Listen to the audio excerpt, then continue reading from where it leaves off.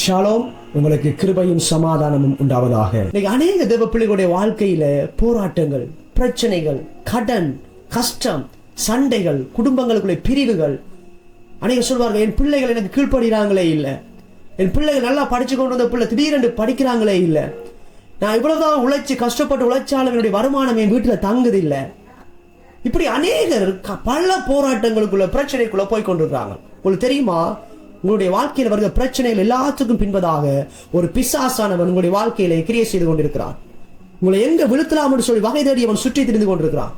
உங்களோடு கூட அவன் போராடி கொண்டிருக்கிறான்.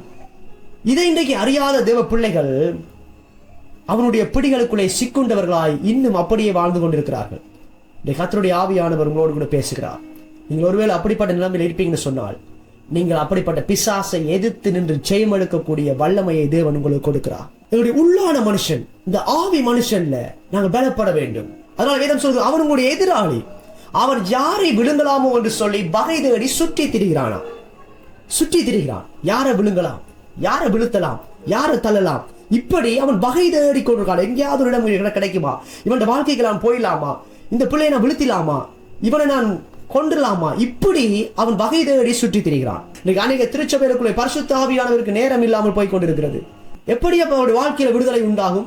எப்படி ஜனங்களுடைய வாழ்க்கையில ஆசீர்வாதம் உண்டாகும்? எப்படி அவர்கள் விடுதலையை பெற்றுக் கொள்வார்கள்? சிந்தித்து பாருங்கள். பரிசுத்த ஆவியானவர் உங்களோடு கூட பேசிக் கொண்டிருக்கிறார். பரிசுத்த ஆவியின் வருடத்துல விடுதலை உண்டு. நீங்கள் எப்படிப்பட்ட கட்டில இருந்தாலும் அந்த கட்டை ஆவியானவர் உடைத்து போட வல்லமை உள்ளவராயிருக்கிறார். அப்படிப்பட்ட ஒருவரான் பரிசுத்த ஆவியானவர். இன்றைக்கு உங்களுடைய வாழ்க்கையை அவரை கூப்பிடுங்க, உங்களுடைய குடும்பத்தில் அவரை கூப்பிடுங்க. நீங்க எப்படிப்பட்ட கடன் பிரச்சனை இருந்தாலும், எப்படிப்பட்ட போராட்டத்தில் இருந்தாலும், எப்படிப்பட்ட ஒரு பிரச்சனையோடு நீங்க இருந்தாலும், இன்றைக்கு அவரை கூப்பிடுங்க. இந்த நேரத்தில் அவர் உங்களுடைய வாழ்க்கையில விடுதலையை கொடுக்க போதுமானவராயிருக்கிறார். அவர் உங்களுக்கு விடுதலை கொடுக்க போதுமானவராயிருக்கிறார். அவரை கூப்பிடுங்க. ஜெபங்கள் அவரை கூப்பிடுங்க. பைபிள் வாசிக்கிற பொழுது அவரை கூப்பிடுங்க. ஆவியானவரை நீங்க கற்றுத்தாங்க, கேளுங்க.